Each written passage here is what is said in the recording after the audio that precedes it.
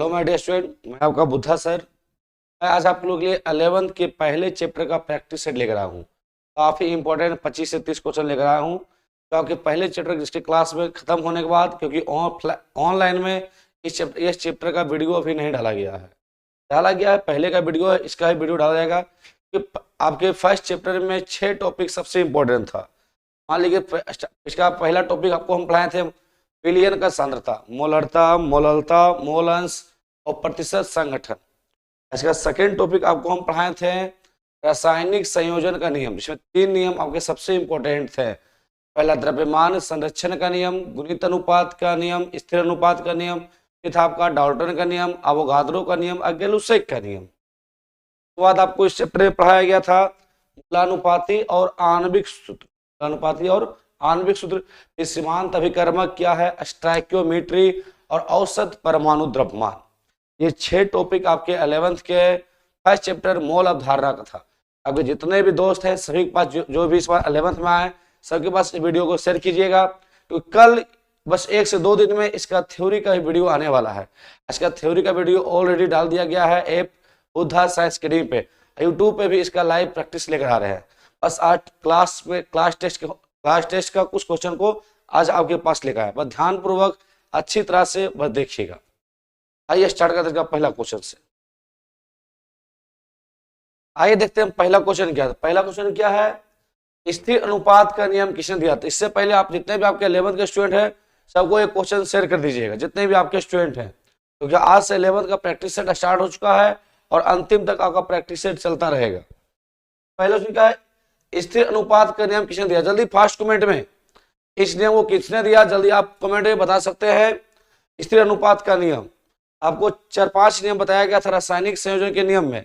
पहला था द्रव्यमान संरक्षण का नियम, जो आंतोइन लावोसिए ने दिया था। दूसरा था आपका स्थिर अनुपात का नियम। यह नियम क्या करा था, किसी भी यौगिक में तत्वों के द्रव्यमान का अनुपात सदैव समान होता है। किसी भी यौगिक में तत्वों के द्रव्यमान का अनुपात सदैव समान होता है। और इस नियम को आपको दिया था किसने, जोसेफ प्राउस्ट ने। Joseph Proust. अगला क्वेश्चन, गुणित अनुपात के नियम का पालन करता है। देखिए 4 ऑप्शन दिया, ये आपका जेईई से पूछा हुआ क्वेश्चन है। सॉरी नीट का ये पूछा हुआ क्वेश्चन है। करा क्या, गुणित अनुपात का नियम किसने दिया। जल्दी फास्ट कमेंट में गुणित अनुपात का नियम का पालन कौन करता है, जल्दी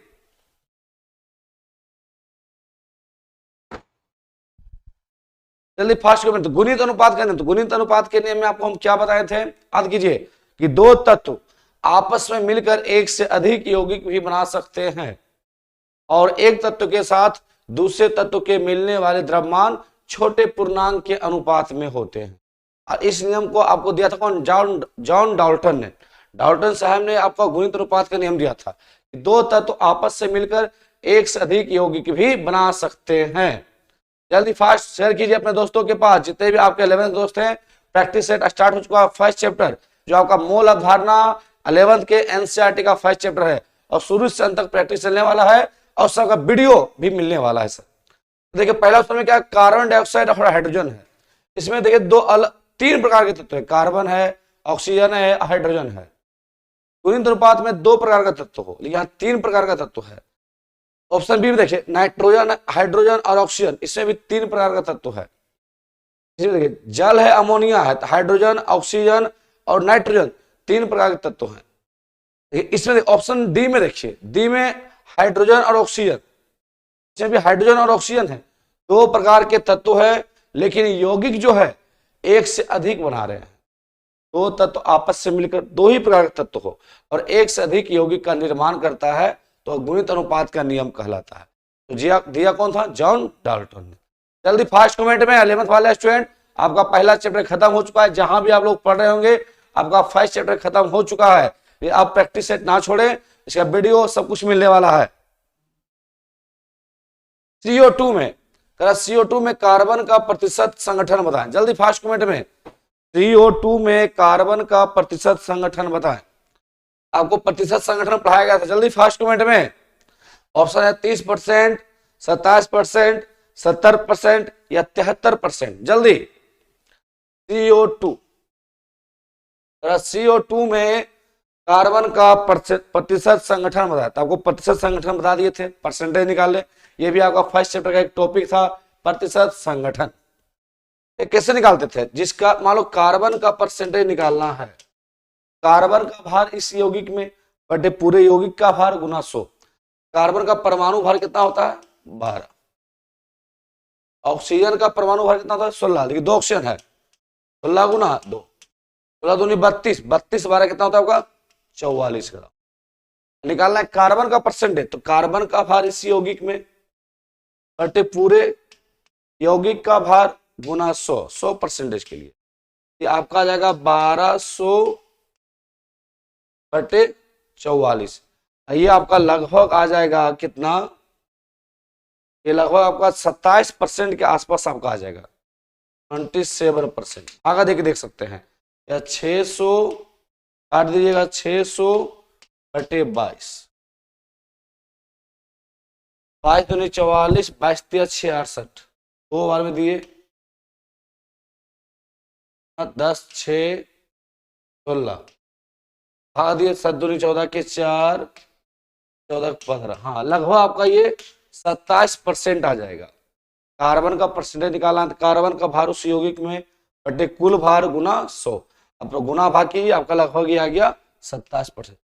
जल्दी कमेंट में किसका इतना आंसर आया, जल्दी फास्ट कमेंट है, राहुल कुमार जल्दी, बहुत ही कम स्टूडेंट जुड़ रहे हैं, जल्दी कीजिए। आपका 11th का प्रैक्टिस सेट स्टार्ट हो चुका है सर, काफी सबका वीडियो भी लेकर आने वाले हैं, प्रत्येक शुरू से अंत तक, और सारा वीडियो आपका जेएमएस टेबल का होगा, और उसमें आधा क्वेश्चन एनसीईआरटी का बुक से होगा, आधा नीट से होगा। जल्दी क्वेश्चन नंबर 4, अगर मूलानुपाती सूत्र और आणविक सूत्र में संबंध है, देखिए 4 ऑप्शन दिया हुआ, जल्दी फास्ट।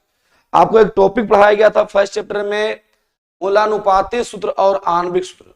मूलानुपाती सूत्र क्या था, किसी यौगिक में उपस्थित तत्वों का एक सरलतम पूर्ण संख्यानुपात था, सरलतम पूर्ण संख्यानुपात। जबकि जो आणविक सूत्र था वो वास्तविक संख्या को था, किसी भी यौगिक में तत्वों की वास्तविक संख्या को बताता था, कौन, आणविक सूत्र। तो हम संबंध क्या था कीजिए, आणविक सूत्र बराबर, क्वेश्चन परसेंटेज में दिया हुआ रहता था, इसमें आने वाला न्यूमेरिकल भी इसका आने वाला है, बस स्टार्टिंग में 10 क्वेश्चन लिए एनसीईआरटी के थ्योरी से, उसके बाद आपका न्यूमेरिकल स्टार्ट होगा। आणविक सूत्र बराबर क्या था, n गुना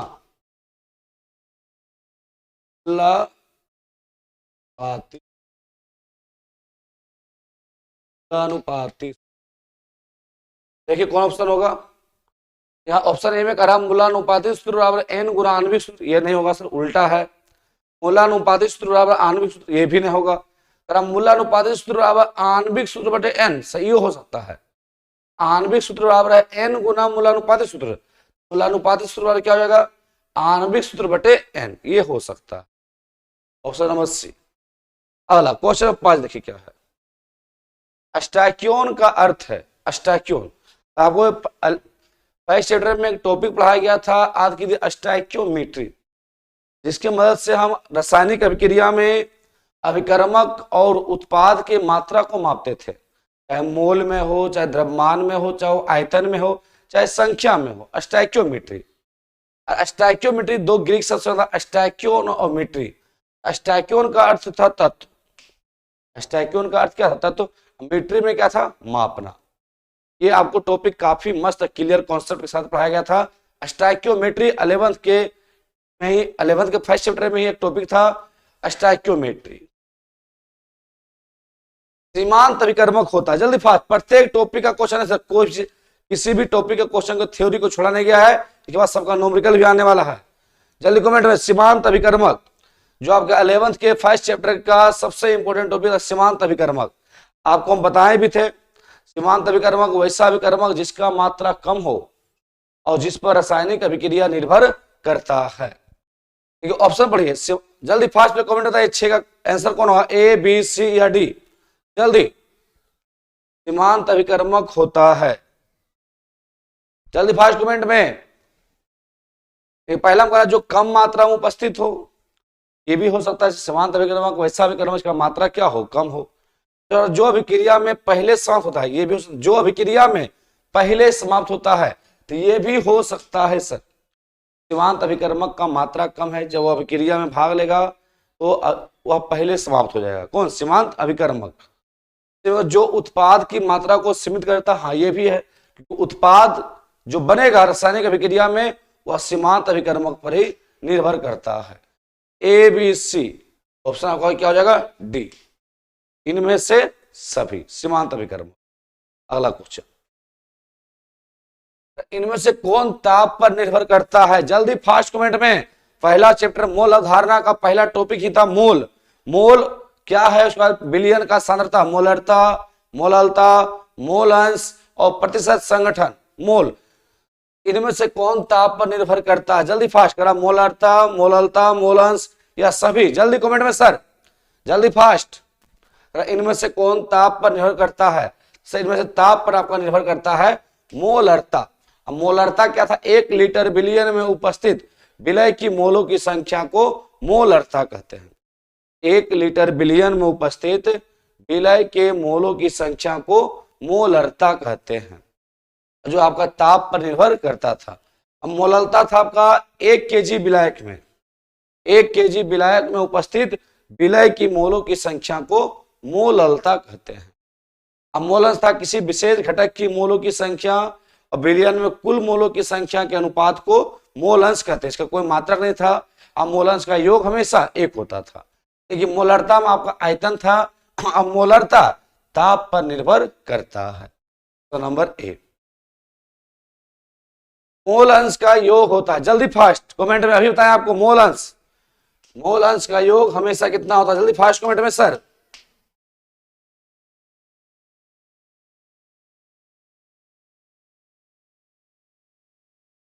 मोल अंश का योग हमेशा 1 होता है।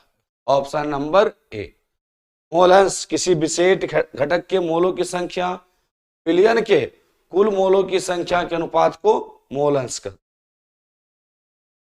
जल्दी फास्ट, जल्दी जुड़िए। बहुत कम जुड़े हुए हैं सर 11th वाले, काफी सोए हुए आप 11th। Sir 11th first year best year है। फर्स्ट ईयर को बर्बाद मत कीजिए, ये आपका लाइफ का यूनिक टाइम है। जहां भी पढ़ रहे हैं अच्छी तरह से पढ़िएगा, एनसीईआरटी किताब को फॉलो कीजिएगा। बस आपसे ही मेरा रिक्वेस्ट है सर, और किताब से दोस्ती करना सीखिए सर। दुनिया आपके बस में होगा, बस पहले शिक्षा पर अधिकार हो।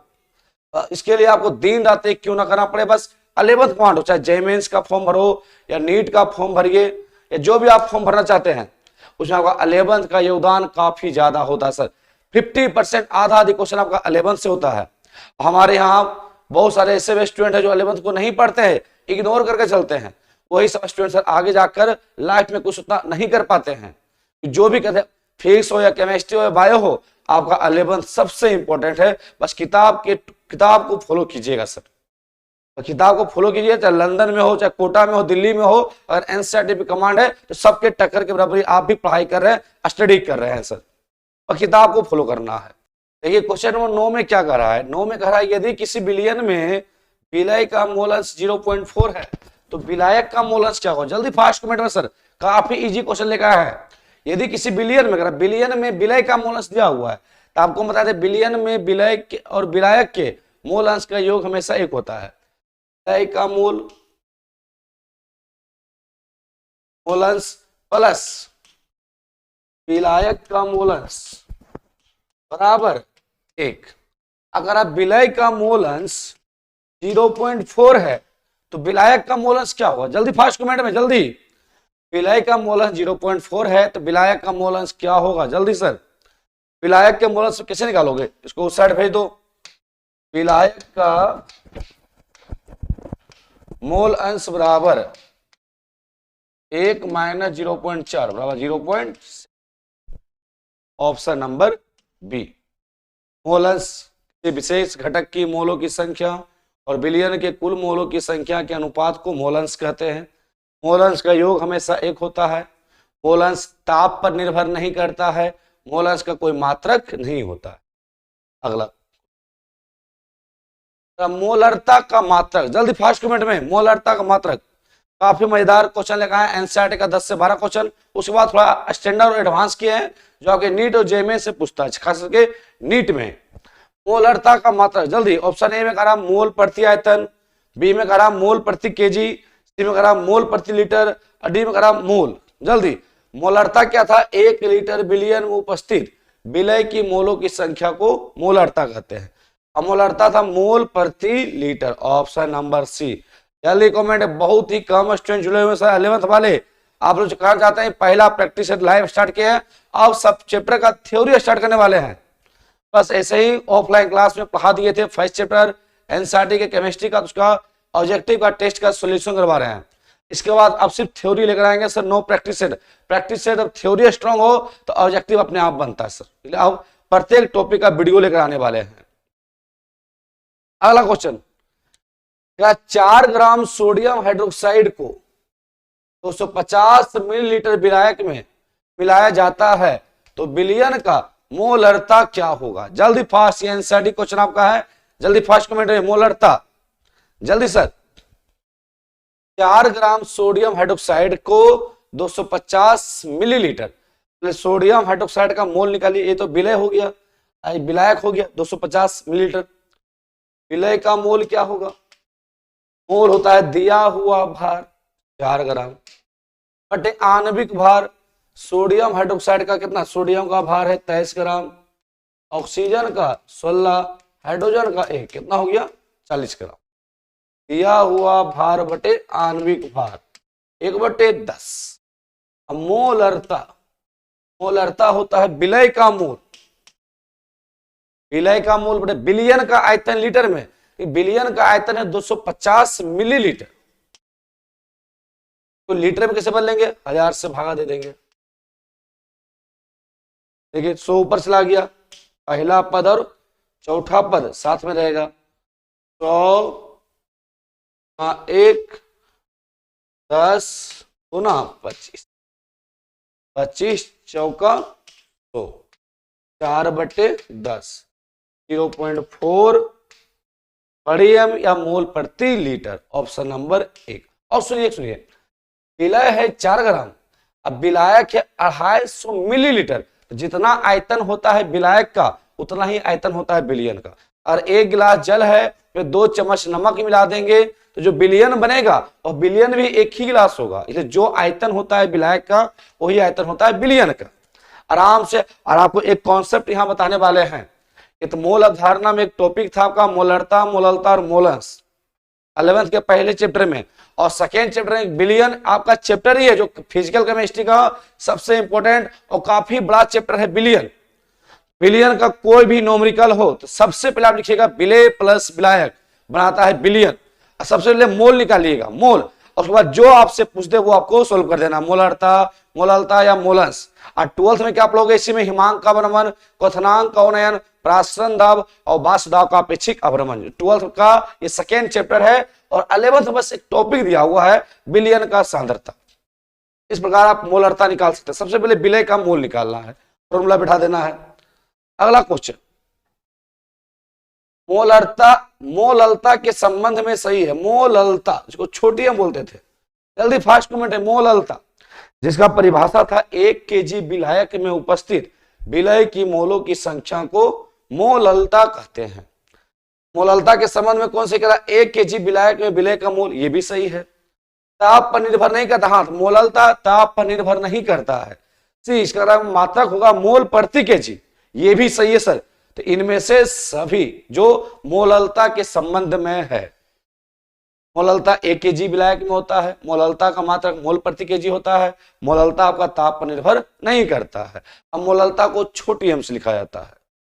अगला क्वेश्चन, निम्नलिखित में किसमें परमाणुओं की संख्या अधिकतम? जल्दी आप देखिए 13 नंबर से क्वेश्चन स्टार्ट होने वाला है। ये सब आपका नीट और जेमेंस में ज्यादा पूछा जाता है, नीट और जेमेंस से ये क्वेश्चन को लिया गया है। अब तक एनसीईआरटी के प्रत्येक टॉपिक का थ्योरी से क्वेश्चन था, अब इसके न्यूमेरिकल स्टार्ट हो रहा है।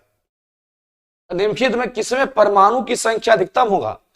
एक कॉन्सेप्ट आप याद रखिएगा, पर जिसका मोल ज्यादा होगा, मोल ज्यादा होगा संख्या ज्यादा होगा। 1 मोल में कितना संख्या होता है? 6.022 × 10⁻23। 2 मोल में 2 गुना, 3 मोल में 3 गुना। मोल ज्यादा संख्या भी ज्यादा होगा। तो इस टाइप का क्वेश्चन आपका भरा हुआ मिलेगा नीट और जेईई के प्रैक्टिस सेट में। एनसीईआरटी में इससे 1-2 क्वेश्चन दिया हुआ है, एनसीईआरटी से भी। निम्नलिखित में किसमें परमाणुओं की संख्या अधिकतम है? मैग्नीशियम का 1 ग्राम, मैग्नीशियम का 1 ग्राम में करा बी में O2 के 1 ग्राम में, लिथियम के 1 ग्राम में, चांदी के 1 ग्राम में, तो सबका मोल निकाल दो। तो मैग्नीशियम का मोल क्या होगा? मैग्नीशियम का मोल होगा दिया हुआ भार, 1 ग्राम दिया है। बेटे मैग्नीशियम का परमाणु भार कितना होता दिया है, तो कोई भी दे दिया 24, तो मोल आ गया 1/24। अगर ऑक्सीजन का पूछे मोल, O2 तो अणु है, अणु के लिए मोल क्या होता है? दिया हुआ भार, दिया तो 1 ग्राम है, बटे आणविक भार। O2 आपका अणु है ना कि परमाणु है, 16 दूनी 32 ग्राम होता है इसका आणविक भार, 1/32 मोल। 80 में देखिए डी का मोल क्या आएगा? दिया हुआ भार बटे परमाणु भार, लिथियम परमाणु है, हाइड्रोजन हीलियम लिथियम परमाणु संख्या 3 है, 3 6 6 1 7 मान सकते हैं, 1/7। डी में देखिए चांदी को, चांदी परमाणु है, ये भी दिया है 1 ग्राम, तो चांदी का मोल क्या होगा? दिया हुआ भार बटे परमाणु भार 108। अब बताइए किसका मोल ज्यादा है? ए का, बी की, सी की, डी, किसका मोल ज्यादा है? जिसका मोल ज्यादा होगा परमाणु संख्या, तो 1/24 है, 1/32 है, 1/7 है, 1/108 है, तो सबसे बड़ा मोल है सी का 1/7, 1 को 7 भाग में बांटा गया है, ऑप्शन नंबर सी। लिथियम के 1 ग्राम में सबसे ज्यादा परमाणुओं की संख्या होगा, किसमें मोल क्या है? ज्यादा।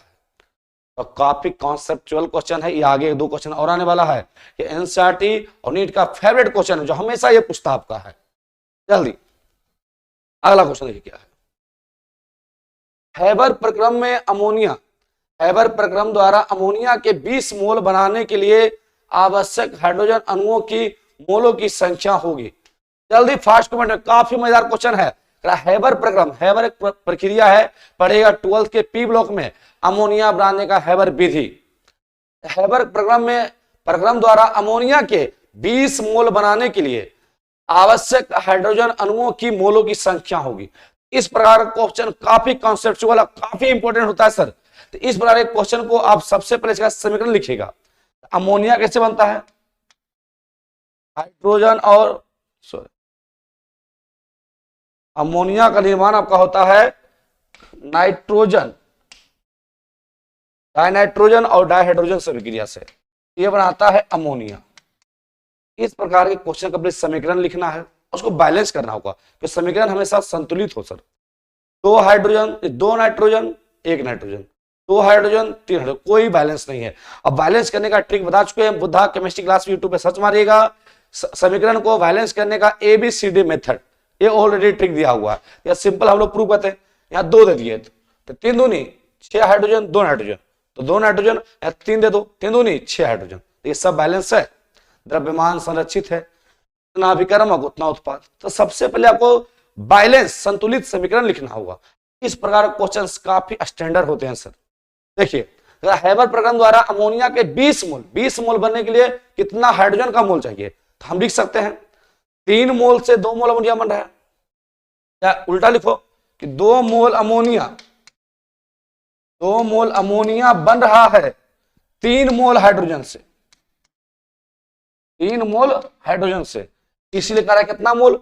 20 मोल अमोनिया बनने के लिए, 20 मोल अमोनिया बनने के लिए कितना हाइड्रोजन? क्या होगा? 20 गुना 3/2, जानते हैं ना, 2 मोल से 3 मोल, इसलिए 20 मोल से 2 से 3, 20 से 30, डायटो बन सकता है। 10 दिया, 30 मोल चाहिए हमको हाइड्रोजन, ऑप्शन नंबर सी। काफी मजेदार क्वेश्चन है, इस तरह आप सोल्व कर सकते हैं। और ऐसा क्वेश्चन काफी कॉन्सेप्चुअल होता है, कितना अभिकर्मक दिया हुआ है, इतना अभिकर्मक से कितना उत्पाद बनेगा, कितना उत्पाद से कितना अभिकर्मक बनेगा। अगला, इस स्थिति में जल में अणुओं की संख्या अधिकतम है। अब जल का अणुओं की संख्या पूछा है, यदि हम मोल निकाल दें, जिसका मोल ज्यादा होगा उसमें अणु की संख्या, परमाणु की संख्या भी क्या होगा? ज्यादा होगा। यह आपका नीट का पूछा हुआ क्वेश्चन है। इस स्थिति में जल के अणुओं की संख्या अधिकतम है। एक एटीएम 273 केल्विन ताप पर इतना आयतन दिया हुआ है। आयतन के लिए मोल का फॉर्मूला याद कीजिए, दिया हुआ आयतन बटे 22.4 लीटर। दिया हुआ आयतन कितना दिया है? मोल, आयतन के लिए मोल क्या? दिया हुआ आयतन बटे 22.4 लीटर, कितना आ जाएगा पता है? काट दो, 1 2 3 4 सुना, 1/3 सुना आएगा, काटोगे तो मोल निकालने का 4 विधि बताए थे, परमाणु के लिए, अणु के लिए, आयतन के लिए और कणों के लिए। 11th के फर्स्ट चैप्टर जो मोल अवधारणा में 1/1000 मोल। अब बी में देखो 0.18 ग्राम जल है, तो जल का मोल निकाल दो। दिया हुआ भार दिया है 0.18 ग्राम जल बटे आणविक भार H2O, जल का आणविक भार कितना होता है 18 ग्राम। ये हो जाएगा 1/100, 18 कट गया, दशमलव के नीचे 2 1/100। सी में देखिए 18 मिलीलीटर जल है और जल का घनत्व होता है 1 ग्राम प्रति मिलीलीटर। तो ध्यान दीजिएगा, घनत्व बराबर होता है द्रव्यमान बटे आयतन, और 18 मिलीलीटर दिया हुआ, जल का घनत्व होता है 1 ग्राम।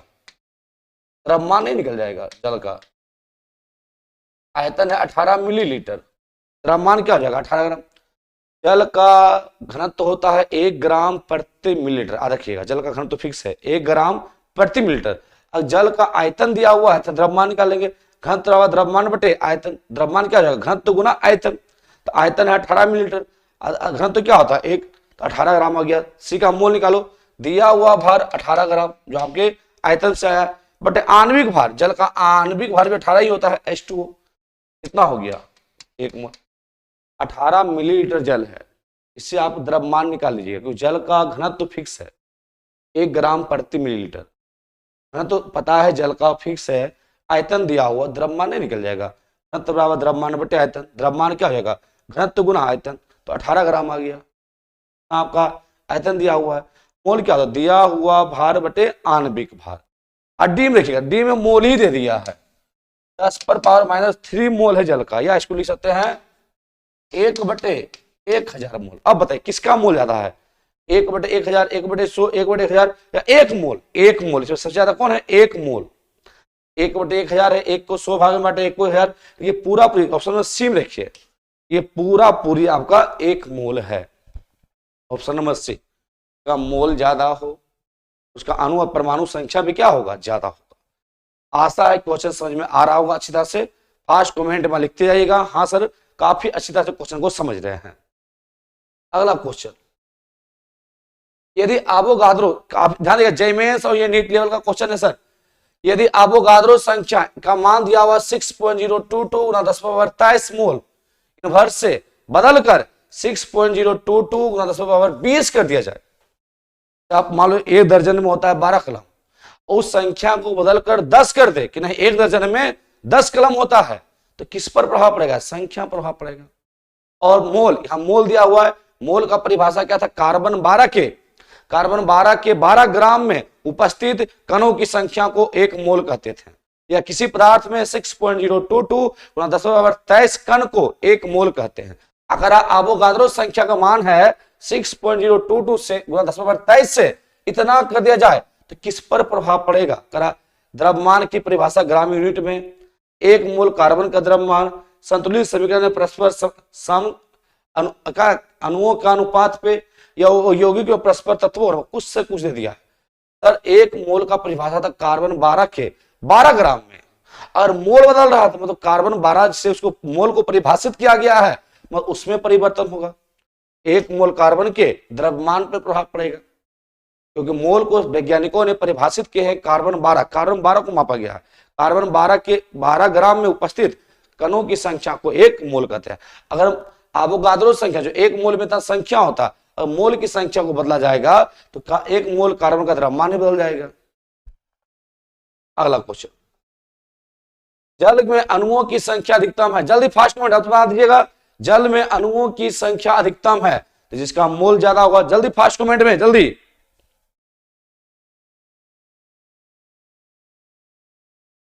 जल्दी फास्ट, जल के अणुओं की अधिकतम संख्या, तो मोल निकालिए जल्दी। करा जल के 18 अणु, इसमें अणु दे दिया 18 अणु है 1.8 ग्राम जल में, तो इसका मोल निकाल दिए। दिया हुआ भार बटे आणविक भार कितना आ गया 18, कितना मोल 1/10 मोल। 1 मोल में कितना अणु होता है, 1 मोल में होता है 6.022 × 10⁻23, इसलिए 1/10 मोल में कितना अणु होगा 6.022 गुना 10 पर पावर 22 अणु हो जाएगा। और 18 ग्राम जल में, अगर 18 ग्राम दे दिया है तो 18 ग्राम मोल निकाल दो। दिया हुआ भार बटे आणविक भार, यह आ गया 1 मोल। और 1 मोल में कितना अणु होता है? 6.022 10 पर पावर 23 अणु। 18 मोल, ये देखिए इसमें 18 अणु दिया हुआ था, अणु की संख्या। अब बी में जब हम मोल निकाले तो मोल आ गया 1/10 मोल। 1 मोल में इतना संख्या, लेकिन 1/10 मोल में 6.022 10 पर 23 अणु आएगा। सी में 18 ग्राम जल दिया है, इसका मोल क्या था? दिया हुआ भार बटे आणविक भार, तो आ गया 1 मोल। 1 मोल में कितना अणु होता है? 6.022 10 पर 23। अगर डी में दे दिया, मोल ही दे दिया 18 मोल, सबसे ज्यादा अणु इसी में होगा, किसका मोल ज्यादा है। तो 1 मोल में कितना संख्या होता है? 1 मोल में कितना अणु होता है? 6.022 गुना 10 पर पावर 23। 18 मोल में 18 गुना हो जाएगा, मोल ज्यादा है, अणु भी क्या होगा? ज्यादा होगा। इसमें देखिए 18, वो सिर्फ ओनली 18 अणु दिया है, तो सबसे कम तो इसी में लग रहा है। सबसे ज्यादा किसमें हो गया? 18 मोल में अणु की संख्या अधिकतम होगा, कम मोल ज्यादा होगा, अणु की संख्या भी ज्यादा होगा। तो 1 मोल में 1 अवोगाद्रो संख्या, जितना मोल है उससे गुना कर दो, अणु की संख्या निकल जाएगा। अगला क्वेश्चन, इसमें अणुओं की संख्या अधिकतम, जल्दी फास्ट, एक कमेंट में जल्दी आप फास्ट बताइए, किसमें अणुओं की संख्या अधिकतम है? जल्दी, ये आपसे बनना चाहिए सर, कि बार बार एक ही क्वेश्चन रिपीट हो रहा है, और ये आप जेमेंस और नीट का ये आपका फेवरेट क्वेश्चन है। जल्दी, किसमें अणुओं की संख्या अधिकतम है? 11th वाले स्टूडेंट को बार बार कहना चाहते हैं, जहां तक समय बर्बाद ना करें। अब हम इसके सभी प्रत्येक चैप्टर के टॉपिक वाइज वीडियो लेकर आने वाले हैं, क्योंकि ऑब्जेक्टिव प्रैक्टिस सेट में मजा नहीं है सर, क्योंकि जहां थ्योरी पढ़ाएंगे उसका प्रैक्टिस सेट भी वहीं करा देंगे। मान लीजिए किसी टॉपिक, मान लीजिए इसके बाद सेकंड चैप्टर है परमाणु संरचना, मान लीजिए डाल्टन का परमाणु सिद्धांत पढ़ाएं, या आपका रदरफोर्ड का, नील्स बोर का, या मैक्स प्लांक का, या डी ब्रोगली तरंगदैर्घ्य पढ़ाएं, या हाइजेनबर्ग का सिद्धांत पढ़ाएं, आप वहीं पर प्रैक्टिस भी करवा देंगे। थ्योरी तगड़ा है, न्यूमेरिकल बनेगा सर, थ्योरी नहीं कंप्लीट है तो न्यूमेरिकल भी नहीं बनेगा। इसमें अणु की संख्या अधिक, इसका मोल ज्यादा हो, इसका मोल निकालिए। CO2 क्या है? अणु है, अणु के लिए मोल क्या था? दिया हुआ भार 44 ग्राम को दिया, बटे आणविक भार, और CO2 का आणविक भार भी कितना होता है? 44 से होता है। कितना मोल आ गया? 1 मोल। 1 मोल में कितना अणु होता है? 6.022 10 पर 28। कार्बन का भार 12 ग्राम है, 16 दूनी 32, 32 12 44, दोनों बराबर है। इसका मोल निकालिए, कितना आएगा? दिया हुआ भार दिया है 48 ग्राम। O3 का भार, ओजोन अणु है, 3 ऑक्सीजन से मिलकर बना है, 1 ऑक्सीजन का भार था 16 ग्राम, 16 तिया 48, ये भी बराबर है। इसका भी आ गया 1 ही मोल, ये दोनों तो बराबर है। H2 का देखिए मोल, दिया हुआ भार दिया है आपको 8 ग्राम, और H2 2 हाइड्रोजन है तो 2 ग्राम, इसका मोल कितना आ गया? 4 मोल। 1 मोल में 1 अवोगाद्रो संख्या, 4 मोल में 4 गुना, आशा लगता है इसी का ज्यादा होगा। इसका देखिए सल्फर डाइऑक्साइड का मोल, दिया हुआ भार बटे आणविक भार, सल्फर का भार होता है 32 ग्राम, परमाणु संख्या 16, 16 दूनी 32 सम संख्या, और 2 ऑक्सीजन है, और 2 ऑक्सीजन का भार होता है 32, 32 32 64 का भी मोल 1 ही आ गया। का सल्फर का परमाणु भार 32, ऑक्सीजन का 16 गुना 2, 2 ऑक्सीजन 16 दूनी 32 32 32 64, दिया हुआ भार बटे आणविक भार, ये भी आ गया आपका 1 ही मोल। अब बताइए option number C, 8 gram hydrogen अणु में मोलों की संख्या सबसे अधिकतम होगा, उसका मोल की संख्या सबसे ज्यादा है। और आपसे आशा है इस प्रकार के क्वेश्चन को तुम अच्छी तरह सोल्व कर सकते हो। अगला क्वेश्चन, एक 3 परमाणविक गैस, 3 परमाणविक गैस के 0.1 मोल में परमाणुओं की संख्या क्या होगा? जल्दी फास्ट। 3 परमाणविक, वैसा परमाणु जो 3 परमाणु से मिलकर बना है, मान लो कि O3 है, ठीक है, 3 परमाणविक है। ओजोन 3 परमाणु से मिलकर 3 ऑक्सीजन परमाणु के मिलने से बना है। कोई एक 3 परमाणविक गैस, मान लो O3 3 परमाणविक है, 0.1 मोल में, 0.1 मोल में परमाणु की संख्या 0.1 मोल में, तो 1 मोल में कितना अणु होता है? 1 मोल में 6.022 गुना 10 पर पावर 23 अणु होता है। 0.1 मोल में 0.1 मोल में कितना? 0.1 गुना 6.022 गुना 10 पर पावर 23, कितना आ गया ये? 6.022 गुना 10 पर पावर 22 अणु, 0.1 लिखा है त्रिपरमाणविक अणु। जो अणु है वह 3 परमाणु से मिलकर बना है। लिख सकते हैं एक अणु में 3 परमाणु। एक अणु में कितना है, O3 के एक अणु में जल है, जल भी तो एक अणु है H2O, तो जल के एक अणु में कितना है, 3 परमाणु है, 2 परमाणु हाइड्रोजन का, 1 परमाणु ऑक्सीजन का। ये त्रिपरमाणविक गैस है, 3 परमाणु से मिलकर बना है। लिखेंगे एक अणु में 3 परमाणु है, एक अणु में 3 परमाणु। कितना अणु आया है, इसलिए इतना अणु है, इतना गुना 3 कर दो, तो 3 से गुना कर दो, कितना आएगा 6 या 18.066 और 10 पर पावर 22। देखिए ऑप्शन, या फिर इसको ऐसे दशमलव आगे शिफ्ट कर दो, 1.066 पूरा 10 पर पावर 23। ये भी कर सकते हैं, दशमलव आगे शिफ्ट कर दिए। ऑप्शन नंबर बी, त्रिपरमाणविक, जो 3 परमाणु से मिलकर बना। अगला क्वेश्चन, इस तत्व या यौगिक में अणुओं की संख्या अधिकतम, जल्दी फास्ट, ये आपके ऊपर ही छोड़ रही है, ऐसा क्वेश्चन से मेरा मन उब चुका है। जल्दी फास्ट कमेंट बताइएगा, किस तत्व या यौगिक में अणुओं की संख्या अधिकतम है, जल्दी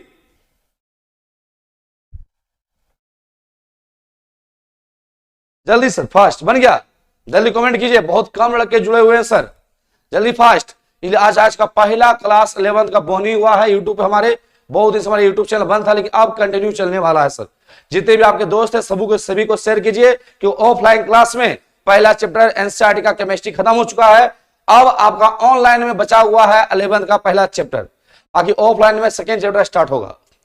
7 ग्राम N2 है, तो N2 का मोल निकाल दो, जल्दी फास्ट कमेंट में। तो मोल दिया हुआ भार बटे आणविक भार, N2 का भार 14 दूनी 28, एक नाइट्रोजन का भार है 14 ग्राम, तो 2 का 14 दूनी 28, 1/4 मोल। 2 ग्राम H2 है, तो मोल निकाल दो, दिया हुआ भार बटे H2 क्या अणु है, 2 ग्राम, दिया हुआ भार बटे आणविक भार, एक हाइड्रोजन का भार होता है 1 ग्राम, तो 2 हाइड्रोजन का 2 ग्राम, कितना मोल आ गया, 1 मोल।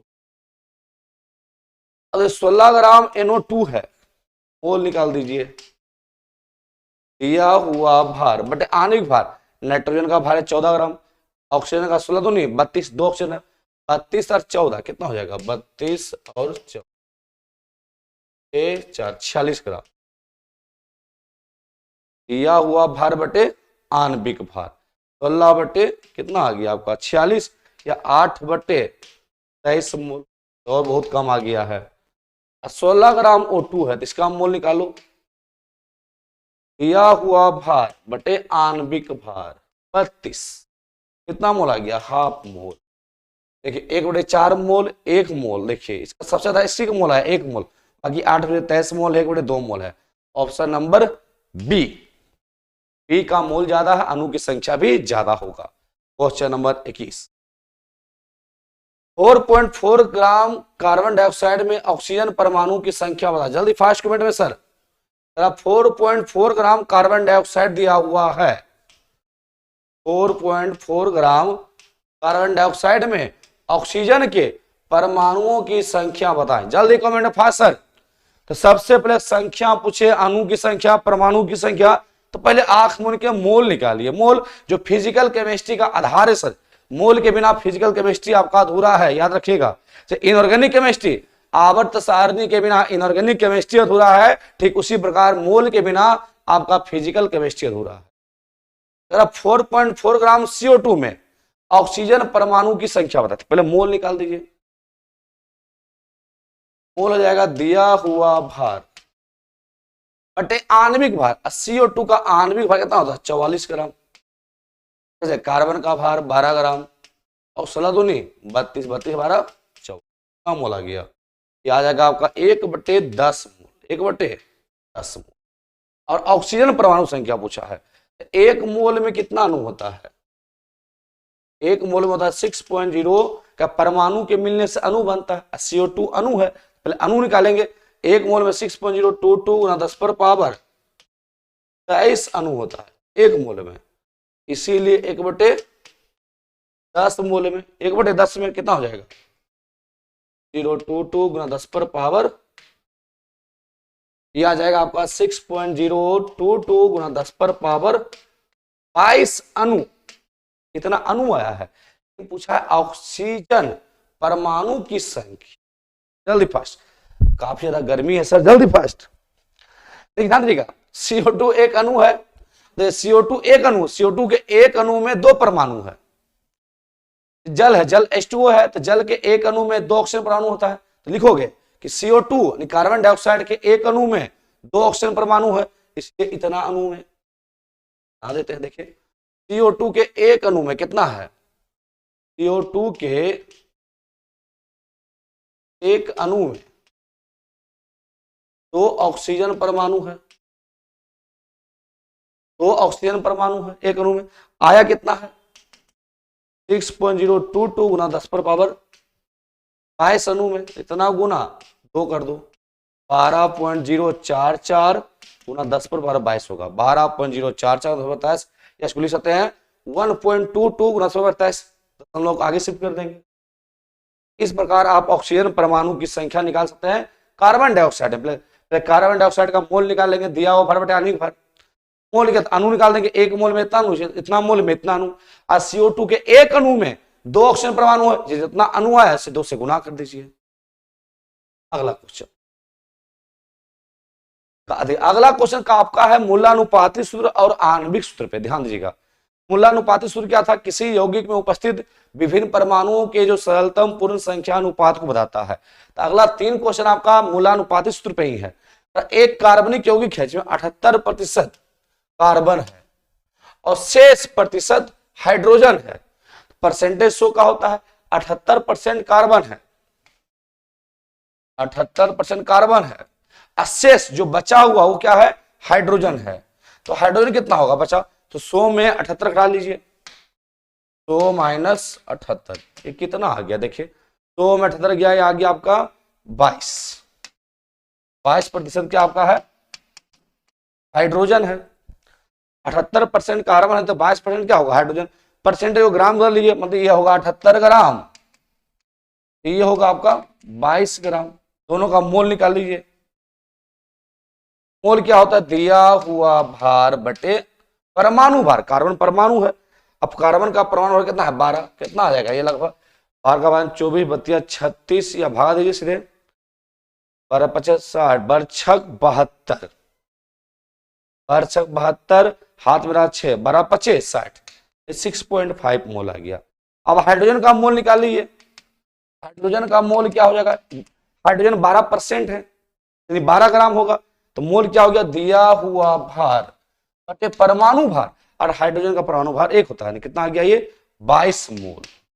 अब दोनों का निकाल दीजिए अनुपात, क्योंकि मूलानुपाती सूत्र होता है किसी यौगिक में उपस्थित विभिन्न तत्वों का सरलतम पूर्ण संख्या अनुपात। दोनों का अनुपात देखिए निकाल देते हैं। कार्बन है 6.5, हाइड्रोजन है 22 मोल। और आप अनुपात निकालना जानते हैं, जो छोटा संख्या तो दोनों में भागा दे दीजिए। 6.5 और 22 में छोटा कौन है, छोटा 6.5 है, दोनों में भाग दे दीजिए। 6.5 6.5 कितना लगभग आ जाएगा, 1:3 लगभग, 1:3, मतलब कार्बन का 1 परमाणु, हाइड्रोजन का 3 परमाणु। फॉर्मूला आएगा CH3, CH लगभग में 18 15 हाथ लगभग उतना ही आएगा, कि छोचक 24 आता है, ज्यादा हो जाएगा, लगभग 3 मान सकते हैं। तो यानी 1 परमाणु कार्बन का, 3 परमाणु हाइड्रोजन का, दोनों का मोल निकाले। अब मोल का अनुपात निकाल दिया। अनुपात कैसे, छोटा संख्या दोनों में भाग दे दो, लगभग 1:3, यानी 1 परमाणु कार्बन का, 3 परमाणु हाइड्रोजन का, ऑप्शन सी CH3। अगला क्वेश्चन, 2-3 क्वेश्चन है इस तरह का, समझ में आ जाएगा। तरह क्या, एक कार्बनिक यौगिक में कार्बन, हाइड्रोजन तथा ऑक्सीजन उपस्थित है। कार्बन उपस्थित है, हाइड्रोजन उपस्थित है और ऑक्सीजन उपस्थित है। तात्विक विशेषण, कार्बन का 38% है, कार्बन आपका है 38.7%, और हाइड्रोजन कितना है 9.67% है। देखिए ऑक्सीजन कितना होगा निकालेंगे, दोनों को जोड़कर 100 में हटा लीजिए, दोनों को जोड़ो कितना आएगा, तो ऑक्सीजन का परसेंटेज 100 माइनस दोनों को जोड़ दीजिए, कितना आएगा देखिए, तो 38 और 9 ये लगभग आपका आ जाएगा, जोड़ दो 9.67, आ जाएगा 7 जाके 3 हो गया, 16 17 18 के लगभग 48.37%। 48.37 डालो तो घटाओ लगभग ये आ जाएगा आपका 52%। लगभग अनुमान है लगभग 52% ऑक्सीजन बचेगा, क्योंकि कार्बन है 38% लगभग, हाइड्रोजन है 9%, तो ऑक्सीजन कितना परसेंट होगा? तो दोनों को जोड़ के 100 में हटा लीजिए, उतना ही आपका क्या होगा? आपका ऑक्सीजन होगा। अब सबका मोल निकाल दीजिए, सबको ग्राम बदल के, इसका मोल प्रतिशत को पहले ग्राम बदलना है। तो मोल, कार्बन का मोल क्या होगा? दिया हुआ भार बटे परमाणु भार, भार कितना आएगा? मोल कार्बन बताइए 36, 3.5 आ जाएगा। इसका मोल निकाल दीजिए। हाइड्रोजन का मोल, तो दिया हुआ भार जो परसेंटेज था वो ग्राम बदल दिए। हाइड्रोजन का परमाणु भार 1 होता है, लगभग ये तो नहीं आएगा 9.6। अब निकाल दीजिए ऑक्सीजन का मोल। ऑक्सीजन का मोल क्या होगा? दिया हुआ भार बटे ऑक्सीजन का परमाणु भार 16, 16 16 32, 16 48, ये लगभग 3.5 ये भी आ जाएगा। आगे देखिए चेक कीजिएगा, परसेंटेज को बदले ग्राम में, ग्राम से मोल निकालो। अब सबका अनुपात देखो, कार्बन का अनुपात, हाइड्रोजन का अनुपात, ऑक्सीजन का अनुपात। मोल कितना है? कार्बन का मोल है 3.5, हाइड्रोजन का मोल है 9.67 और ऑक्सीजन का मोल कितना है? 3.5। अब सबका निकाल दीजिए अनुपात। मोल निकल गया, मोल का अनुपात निकाल दीजिए। अनुपात क्या? छोटा संख्या तीनों भाग, छोटा कौन? 3.5 ही छोटा है, तब में भाग दीजिए 3.5, 3.5, 3.5, तो कितना जाएगा? 1 अनुपात लगभग 3 अनुपात 1, 1 अनुपात 3 अनुपात, यानी 1 परमाणु कार्बन का, 3 परमाणु हाइड्रोजन का, 1 परमाणु ऑक्सीजन का। CH3O, देखिए CH3O, ये क्वेश्चन आपका नीट का फेवरेट क्वेश्चन है, मेडिकल लाइन का, ये हर साल पूछेगा। मूलानुपात सूत्र बता, तो परसेंटेज को बदलना है ग्राम में, ग्राम से मोल, और सब मोल का निकाल दीजिए अनुपात। अनुपात क्या था? जो सबसे छोटा मोल आया उसे तीनों में भाग दे दीजिए। CH3O, आशा है समझ गए होंगे, नहीं समझे तब एक क्वेश्चन और है। एक कार्बनिक यौगिक जिसमें कार्बन, हाइड्रोजन और ऑक्सीजन का परसेंटेज दिया हुआ है। देखिए हाँ, फिर दिया है कार्बन और हाइड्रोजन का परसेंटेज, ऑक्सीजन निकालेंगे, दोनों को जोड़ के 100 में हटा लीजिए। कार्बन, हाइड्रोजन और ऑक्सीजन का परसेंटेज किसी यौगिक का सूत्र नहीं पता है, ये पता है कि यौगिक बना हुआ है कार्बन का, हाइड्रोजन का और ऑक्सीजन का। अगर कार्बन कितना परसेंट है? कार्बन है 40%। हाइड्रोजन कितना है? आपका हाइड्रोजन है 6.66% और ऑक्सीजन कितना होगा? तो दोनों जोड़ को 100 में हटा लो, तो आपका ऑक्सीजन कितना हो जाएगा? 100 माइनस दो, जोड़ दो 46.66, कितना आ जाएगा? देखिए परसेंटेज शो का होता है। जल्दी फास्ट, जल्दी फास्ट कमेंट में सर। ये घटा को जानते कितना आएगा? लगभग ये आ जाएगा आपका 54, हाँ लगभग मानिए 54% आ जाएगा, लगभग 54%। सबका मतलब ये 40 ग्राम होगा, ये 6.6 ग्राम होगा, ये आपका लगभग 54 ग्राम होगा, 54 ग्राम, हाँ 54 ग्राम या 53.44 ग्राम होगा, 53.44 ग्राम मान सकते, 54 ले दो। तो मोल निकाल दीजिए सबका मोल। कार्बन का मोल क्या होगा? दिया हुआ भार बटे परमाणु भार। कार्बन का परमाणु भार 12 है, कितना आ जाएगा मोल? देखिए तो भार का 12 24 बढ़ती है 36, हाथ में 3, फिर 3.3 आते रहेगा, 3.3 आते रहेगा। इसका मोल निकालिए। हाइड्रोजन का मोल, दिया हुआ भार 3 आते रहेगा, दिया हुआ भार बटे परमाणु भार। हाइड्रोजन का परमाणु भार 1 है, इसका मोल कितना आ जाएगा? 6.66। अब बचा ऑक्सीजन का मोल, क्या निकालता है? ऑक्सीजन का मोल क्या हो जाएगा? दिया हुआ भार 54 बटे परमाणु भार। ऑक्सीजन का परमाणु कितना है? 16, 32, 48, ये भी आपका 3.33 ही मोल आएगा। कितना मोल आ गया? कार्बन का मोल का अनुपात, हाइड्रोजन का मोल का अनुपात और ऑक्सीजन का। कार्बन का मोल कितना आया सर? 3.33। हाइड्रोजन का मोल कितना आया है? 6.66। ऑक्सीजन का मोल कितना आया है? 3.3। ये मोल तीनों। अब अनुपात निकाल दिए तीनों का, तो अनुपात से निकालिएगा, तो छोटा संख्या तीनों भागा दे दिए, 3.33, 3.33, 3.33 आ जाएगा कितना, देखिए तो 1:2:1। कार्बन का 1 परमाणु, हाइड्रोजन का 2 परमाणु, ऑक्सीजन का 1, कार्बन का 1 परमाणु, हाइड्रोजन का 2 परमाणु, ऑक्सीजन का 1 परमाणु। आशा है कि 11th के फर्स्ट चैप्टर मोल अवधारणा का सबसे इंपॉर्टेंट टॉपिक मूलानुपातिक सूत्र के न्यूमेरिकल को आप चुटकी में उड़ा दोगे। प्रतिशत को ग्राम में बदलना है, ग्राम से मोल निकालना है। अब मोल का निकाल दीजिए अनुपात। कैसे अनुपात? जो छोटा संख्या सबसे भागा दे दीजिए। आइए अब बचा है अंतिम क्वेश्चन। अंतिम देखिए क्या है, तो 10 ग्राम हाइड्रोजन और 64 ग्राम ऑक्सीजन को एक स्टील के बर्तन में भरकर विस्फोटित किया जाता है तो इस अभिक्रिया में बनने वाले जल की मात्रा बताएं। जल्दी फास्ट कमेंट में सर। इस प्रकार क्वेश्चन पहले आ चुका है आपका अमोनिया में कि 10 मोल अमोनिया बनाने के लिए कितना हाइड्रोजन चाहिए। तो इस प्रकार क्वेश्चन दिया हो तो पहले इसका एक सटीक और झकास समीकरण बनाइएगा। हाइड्रोजन है तो हाइड्रोजन क्या होता है आपका H2, ऑक्सीजन क्या होता है O2। ऑक्सीजन और हाइड्रोजन ये द्वि परमाणविक गैस होते हैं। ये जहां भी मिलेंगे H2 और O2 के रूप में मिलेंगे, कहीं H नहीं मिलेगा, कहीं O नहीं मिलता है। जहां भी ऑक्सीजन मिलेगा ये O2 के रूप में मिलता है। दोनों मिलकर क्या बना दिया है H2O। देखिए हाँ, द्रव्यमान संरक्षण का नियम, बैलेंस तो करना होगा, कुछ नहीं करना है। 2 हाइड्रोजन 2 हाइड्रोजन, 1 ऑक्सीजन 2 ऑक्सीजन, तो आधा कर दो, 2 कट गया, 1 ऑक्सीजन इधर भी 1 ऑक्सीजन। क्वेश्चन देखिए क्या कर रहा है, 10 ग्राम हाइड्रोजन है और 64 ग्राम ऑक्सीजन है, एक बर्तन में बंद करके विस्फोटित किया गया है। कहता कितना जल का मात्रा, जल पूछा है मोल में। तो 10 ग्राम ऑक्सीजन है, हाइड्रोजन है तो हाइड्रोजन का मोल निकाल दो।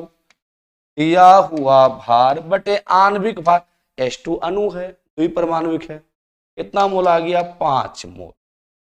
ऑक्सीजन का भी मोल निकाल दीजिए सर, कितना मोल, दिया हुआ भार 64 ग्राम बटे आणविक भार 16 दूनी 32। ऑक्सीजन अणु है, अणु का आणविक भार क्या होता है 32 ग्राम मोल, जो बनाया था अणु के लिए मोल, दिया हुआ भार बटे आणविक भार, कितना मोल आ गया 2 मोल। अब देखिए कह रहा है कि हाइड्रोजन 10 ग्राम हाइड्रोजन और 64 ग्राम ऑक्सीजन को एक बर्तन में बंद किया जाएगा तो कितना जल बनेगा। देखिए इसमें सीमांत अभिक्रमक देखना है, वैसा अभिक्रमक जिसका मात्रा कम हो, अभिक्रिया उसी के अनुसार होता है। 2 दोस्त हैं, एक के पास 100 रुपया है, एक के पास 200 रुपया है। अगर दोनों दोस्त पार्टनरशिप करना चाहते हैं, जिनके पास 100 रुपया है, अभिक्रिया उसी के अनुसार होगा। वो चाहेगा तो अपना पूरा 100 रुपया दे देगा अभिक्रिया में, तो आप भी 100 रुपया दे सकते हैं, अभिक्रिया संतुलित होगा। लेकिन जिसके पास जिस दोस्त के पास 200 रुपया है, नहीं हम अभिक्रिया में 200 रुपया इन्वेस्ट करेंगे। अगर वो 200 देगा, जो अगला जो दोस्त उसका है उसके पास 100 रुपया है, क्या अभिक्रिया पूरा हो पाएगा? नहीं सर। कोई भी रासायनिक अभिक्रिया होता है सीमांत अभिक्रमक, जिसका मात्रा कम हो।